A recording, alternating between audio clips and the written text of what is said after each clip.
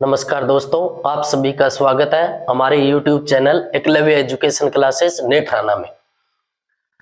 जैसा कि आपको पता है, हम टाइम टू टाइम कंप्यूटर की क्लासेस ऑनलाइन लगा रहे हैं।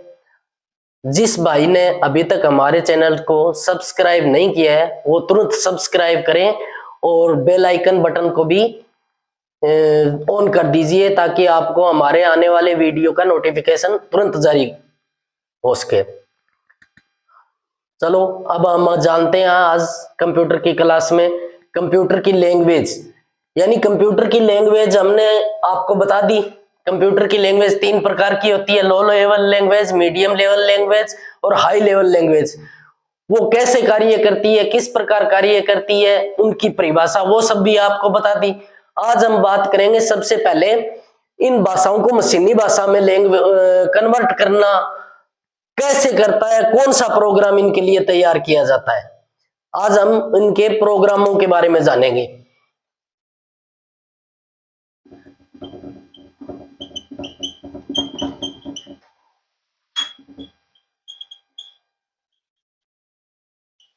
कंप्यूटर लैंग्वेज और कंप्यूटर लैंग्वेज के अंदर जो कन्वर्ट करने वाला सबसे पहला आता है असेंबलर। नंबर 1 आता है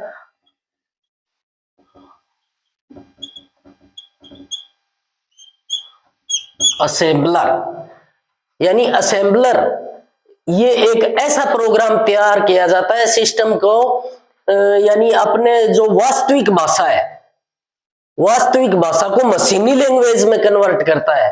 यानी इसको प्रोग्राम को तैयार करने का सिर्फ इतना ही मकसद है, क्योंकि आपको बताया गया है कि मशीनी लैंग्वेज कंप्यूटर है वो हमारी लैंग्वेज को नहीं समझता, वो तो मशीनी भाषा को ही अहमियत देता है, मशीनी भाषा को ही अपने अंदर रूपांतरण कर और उसी को पढ़कर और उन्हीं का आउटपुट प्रदान करता है।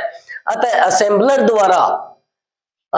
द्वारा जो भी असेंबल की हुई भाषा है, जैसे उच्च स्तरीय असेंबल की हुई भाषा है C++, जावा, सी, कोबोल, फोब्स, ये पास्कल, ये सब लैंग्वेज है, इनको पूरी लैंग्वेज को मशीनी लैंग्वेज में कन्वर्ट करता है और उसको मशीनी लैंग्वेज को कन्वर्ट कर कर उनका आउटपुट हमें प्रदान करता है। सबसे पहला होता है असेंबलर। ये असेंबल की हुई भाषाओं को मशीनी भाषा में कन्वर्ट करता है और इसी मशीनी भाषा को कन्वर्ट करना, जैसे मशीनी भाषा में कन्वर्ट करेगी, मशीनी भाषा को कन्वर्ट करने के बाद जो डाटा तैयार होता है उस डाटा को हम ऑब्जेक्ट प्रोग्राम कहते हैं। अब ऑब्जेक्ट प्रोग्राम है, उन ऑब्जेक्ट प्रोग्राम को प्रोसेसर या उसको पढ़ता है और वो जानता है, वो उन डाटा को इकट्ठा पढ़ के कि हमसे क्या मांगा गया है, क्या आंसर चाहिए, फिर उसके बाद हमें वो आउटपुट या रिजल्ट प्रदान करता है।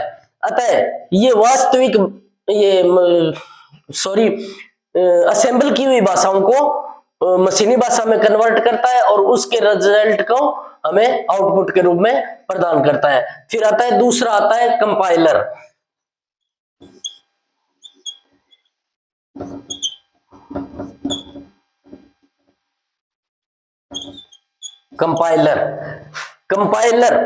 कंपाइलर यानी पहला आ गया असेंबलर, दूसरा आ गया कंपाइलर। जो भी हमारी जो वास्तविक भाषा है, जैसी भी कोई अब जो हमें चाहिए कि राम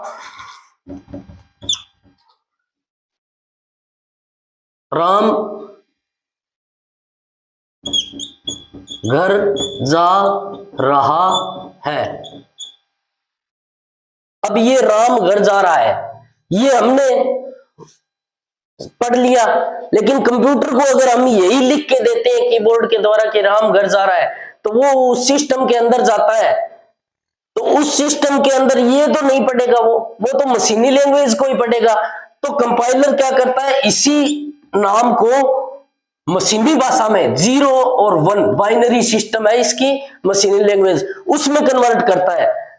यानी ये हमारी वास्तविक भाषा को कन्वर्ट करके मशीनी लैंग्वेज में कन्वर्ट करता है और उसी मशीनी लैंग्वेज को कन्वर्ट करने को फास्ट और पूरा एक पैराग्राफ, जैसे हमने पूरा बड़ा प्रोग्राम तैयार किया हुआ है, पैराग्राफ या कुछ भी तैयार किया हुआ है, उसको पूरे को एक साथ कन्वर्ट करता है।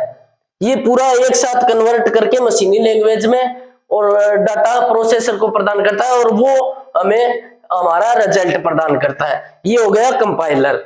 उसके बाद आता है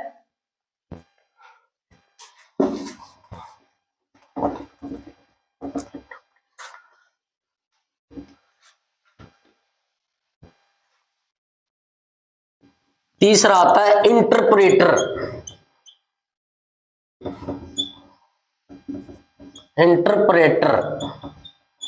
ये तीसरा आता है इंटरप्रेटर। इंटरप्रेटर और कंपाइलर सेम ही प्रकार का होता है। इंटरप्रेटर भी तो वास्तविक भाषा को मशीनी भाषा में कन्वर्ट करता है और ये भी मशीनी हमारी जो वास्तविक भाषा है जिसमें हम वास्तविक भाषा को मशीनी भाषा में ये भी कन्वर्ट करता है। लेकिन फर्क इतना है कि वो पूरा एक साथ डाटा को मशीनी भाषा में कन्वर्ट करता है और इंटरप्रेटर है वो टुकड़ों में करता है। जैसे किसी का हमने पूरा पैराग्राफ लिखा तो एक एक शब्द को मशीनी भाषा में कन्वर्ट करेगा और पूरा जैसे एक शब्द उसका कन्वर्ट हो गया उसका रिजल्ट प्रदान करके फिर उसके बाद दूसरा कन्वर्ट करेगा। इसकी थोड़ी स्पीड स्लो होती है क्योंकि ये टुकड़ों में कन्वर्ट करता है और वो पूरे डाटा को एक साथ कन्वर्ट करता है। बस कंपाइलर और इंटरप्रेटर लगभग सेम ही काम कार्य करते हैं पर उनकी स्पीड का ही अंतर होता है और ये टुकड़ों में कन्वर्ट करता है मशीनी लैंग्वेज में और वो करता है पूरे पैराग्राफ को एक साथ कन्वर्ट करता है। अब आता है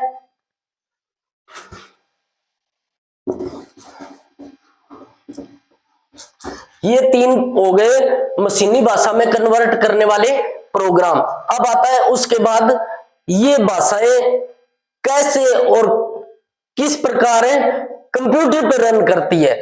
इनमें दो मुख्य प्रकार से प्रोग्राम तैयार किए जाते हैं जो इनको सिस्टम के अंदर या प्रोग्राम के अंदर कन्वर्ट किया जाता है या उसको रन करवाया जाता है। तो सबसे पहले होता है लिंकर।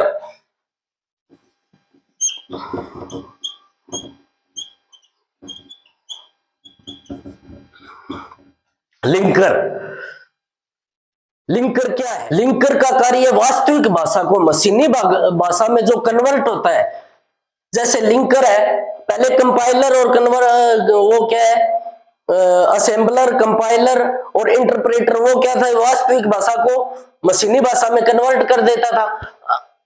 तो वो करता क्या था, लिंकर के थ्रू ही अपना पूरा डाटा कन्वर्ट करता था। इसके लिए रन तो यही करवाता है लिंकर। लिंकर एक ऐसा प्रोग्राम होता है कि उनको चलने का, यानी जैसे रोड पर चलने का कार्य ये रोड बनाता है, उसको प्लेटफॉर्म प्रदान करता है लिंकर भाषा को कन्वर्ट करने का। तो इसका कार्य क्या है, वास्तविक भाषा को मशीनी भाषा में कन्वर्ट करने का रास्ता प्रदान करना लिंकर का कार्य है। और ये क्या कार्य करता है, जैसे मशीनी भाषा में प्रोग्राम कन्वर्ट हो गया, अब कन्वर्ट होने के बाद जो डाटा आउटपुट के रूप में मशीनी भाषा का डाटा आउटपुट हुआ है उसको प्रोसेसर तक पहुंचाता है और उसका आउटपुट प्रदान करता है और एक पूरी फाइल तैयार करता है आउटपुट के रूप में। वो फाइल हमें आउटपुट सोर्स के द्वारा प्रदर्शित किया जाता है। जैसे हमें हार्ड कॉपी बाहर प्राप्त करनी है तो प्रिंटर प्राप्त कर देगा या फिर मॉनिटर के थ्रू हमें सामने दर्शा देगा। ये काम है, इसका कार्य है लिंकर का। अब उसके बाद आता है लोडर। 2 नंबर आता है लोडर। लोडर क्या है, लोडर नाम के अनुसार यानी लोड करना, किसी वस्तु को लोड करना यानी लोडर। लोडर का मुख्य कार्य क्या है, ये एक ऑपरेटिंग सिस्टम का ही प्रकार होता है। लोडर का मुख्य कार्य क्या होता है, ऑपरेटिंग सिस्टम जैसे विंडो है, ये डोस है, कमांड है, जो भी ऑपरेटिंग सिस्टम के प्रकार है उनको सीडी या हार्ड डिस्क के थ्रू कंप्यूटर के अंदर रन करवाता है। ये मुख्य कार्य प्लेटफॉर्म क्या है कि वो तो था एप्लीकेशन सॉफ्टवेयर का जो अपने को वास्तविक भाषा को मशीनी लैंग्वेज में कन्वर्ट करने का प्लेटफॉर्म प्रदान करता था। ये क्या है कि किसी हार्ड डिस्क या सीडी राइट की हुई होती है उसका डाटा या पेन ड्राइव का डाटा, ये सब हार्ड डिस्क पे रन करने का कार्य करता है। जैसे आपने सुना होगा कि मैं सिस्टम में विंडो उड़ गई है तो विंडो को लोड करवाने जा रहा हूं, तो ये काम लोडर करता है। यानी पहले हमारे पास क्या होती है, विंडो तो हम या तो सीडी में डलवा के लाते हैं या पेन ड्राइव में डलवा के लाते हैं, उसको हम सीपीयू में लगा के उसको लोड की जाती है हार्ड डिस्क के अंदर, ताकि हमें हमारा कार्य करने के लिए सुविधा मिल सके। ऑपरेटिंग सिस्टम को पहले हमें डालना पड़ता है, सिस्टम को जो हार्डवेयर और सॉफ्टवेयर दोनों के प्लेटफॉर्म या फिर पुल का कार्य करता है, तो उस का प्लेटफॉर्म का कार्य करता है लोडर। लोडर का काम है ऑपरेटिंग सिस्टम को हार्डवेयर के अंदर ऑपरेट करवाना, ये हो गया लोडर। आपने सुन लिया, लिंकर हो गया, लोडर हो गया, और लैंग्वेज हो गई तीनों, low level language, middle level language और हाई लेवल लैंग्वेज, और वो कैसी होती है वो भी बता दिया आपको। अब आता है कुछ हाई लेवल लैंग्वेज के प्रकार, या कौन कौन सी है हाई लेवल लैंग्वेज, और उनका विकास कब हुआ और कब उनको बनाई गई और किस कार्य के लिए बनाई गई, वो हम बताएंगे आपको अभी।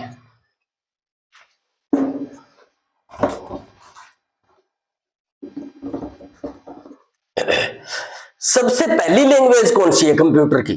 कंप्यूटर की सबसे पहली लैंग्वेज है सन 1953 में जिसका विकास हुआ था।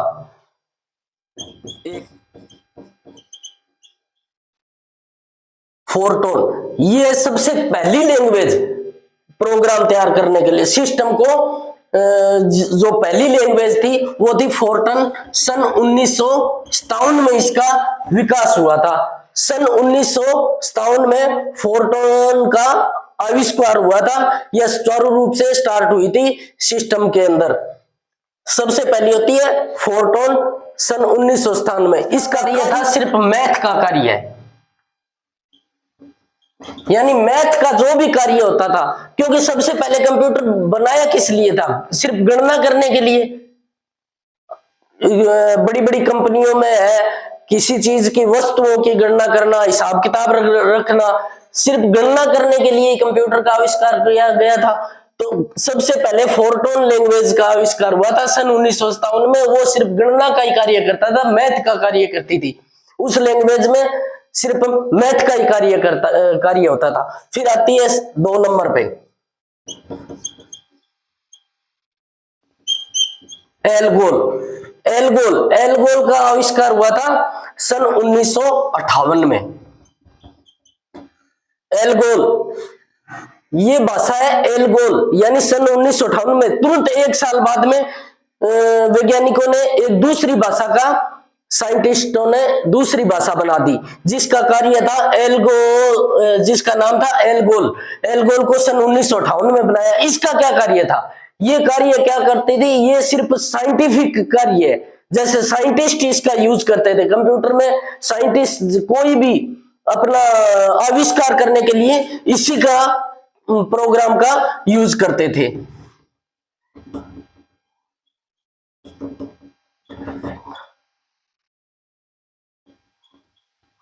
सिर्फ इसमें साइंटिफिक वर्क के लिए बनाई गई थी सन 1958 में। और अब आती है तीसरी language, Lisp, LISP, Lisp. Lisp सन 1959 में तैयार की थी। सिर्फ 1 साल बाद में उसके बाद तीसरी लैंग्वेज फिर आ गई। ये किस कार्य में आती थी? ये बड़ी बड़ी कंपनियों में आर्टिफिशियल कार्य के लिए काम किया करता था।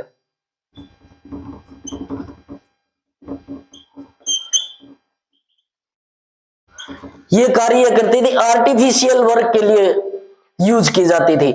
सन 1959 में LISP लैंग्वेज का आविष्कार हुआ जो आर्टिफिशियल वर्क के लिए कार्य करती थी। अब आता है 4 नंबर पे कोबोल। कोबोल का सन 1959 में ही आविष्कार हुआ, यानी उसी सन में सन 1959 में कोबोल भाषा का यानी लैंग्वेज का, कंप्यूटर की लैंग्वेज का आविष्कार हुआ। ये किस कार्य काम आती थी? ये पूरे बिजनेस को हैंडल करने के लिए काम आती थी। यानी बिजनेस का, बड़ी बड़ी कंपनियों में बिजनेस करने के लिए, बिजनेस का पर्पस तैयार करने के लिए, बिजनेस का प्रेजेंटेशन तैयार करने के लिए इसी भाषा का उपयोग होता था। उसके बाद आती है 5 नंबर बेसिक, सन 1964 में। उसके बाद 5वीं लैंग्वेज आती है बेसिक, यानी सन 1959 में कोबोल बनी। उसके बाद 60, 61, 62, 63 में कोई लैंग्वेज का आविष्कार नहीं हुआ, सिर्फ उन्हीं पे कार्य होता रहा। उसके बाद सन 1964 में बेसिक लैंग्वेज का आविष्कार हुआ। बेसिक लैंग्वेज का कार्य किस काम में लिया जाता था? सिर्फ शिक्षण संस्थाओं में।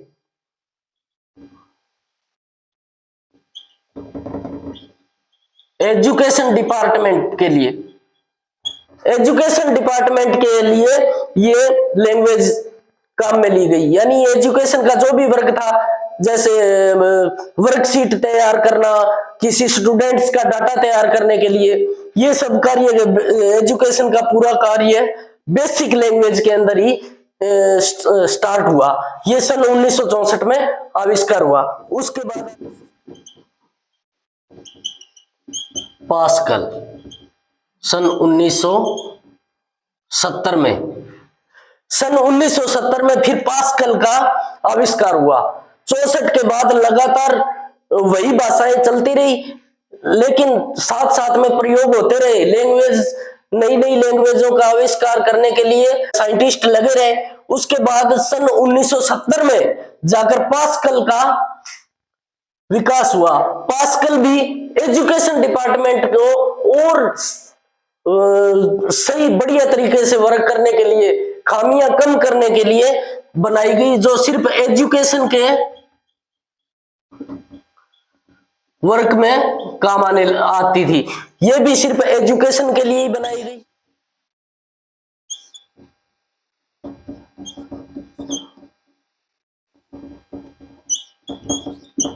सन 1973 में 7 नंबर पर आती है। सन 1973 में बनाई गई सी, यानी सी लैंग्वेज बनाई गई।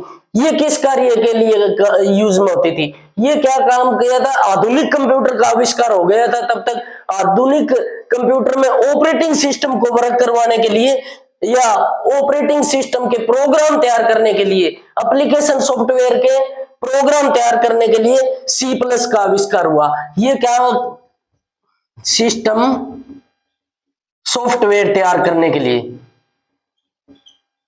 या प्रोग्राम,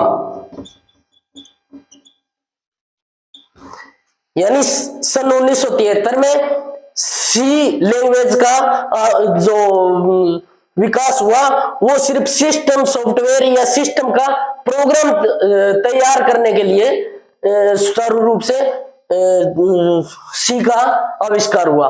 उसके बाद आता है सन 1983 में C++। सन 1983, यानी उसके 10 साल बाद, लगभग 1 दशक बाद C++, पहले सी थी फिर C++ सन 1983 में विकसित हुई। वो भी सिस्टम सॉफ्टवेयर और प्रोग्राम्स को और बढ़िया तरीके से और फास्ट तरीके से सुचारू रूप से कार्य करने के लिए उसी को भी तैयार किया गया। C++ को थोड़ा और डेवलप कर दिया गया सी को, तो वो उसका नाम दे दिया गया C++। ये सन 1983 में हमारे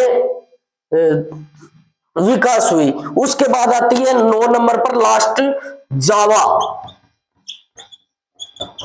जावा का आविष्कार हुआ सन 1993 में। फिर उसके बाद सन 1993 में, यानी 90 के दशक में इंटरनेट का जमाना आ गया था। थोड़ा थोड़ा इंटरनेट यूज होने लग गया।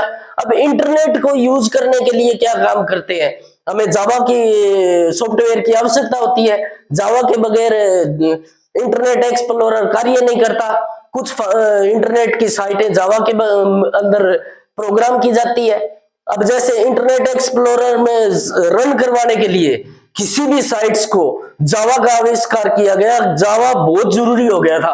उसके बाद सन 1993 में जावा का आविष्कार किया गया। ये सिर्फ इंटरनेट प्रोग्राम तैयार करने के लिए किया गया। यानी इंटरनेट की साइटों को तैयार या इंटरनेट के प्रोग्राम्स को रन करवाने या उनको बनाने के लिए सन 1993 में जावा का आविष्कार किया गया। ये थी मुख्य हाई लेवल लैंग्वेज के प्रकार और उनके कार्य और उनके आविष्कार की सने। आज के लिए बस इतना ही। आगे जानेंगे कंप्यूटर की और बहुत नॉलेज है, अतः हमारे चैनल को तुरंत सब्सक्राइब कीजिए और इस वीडियो को लाइक और शेयर कीजिए। धन्यवाद।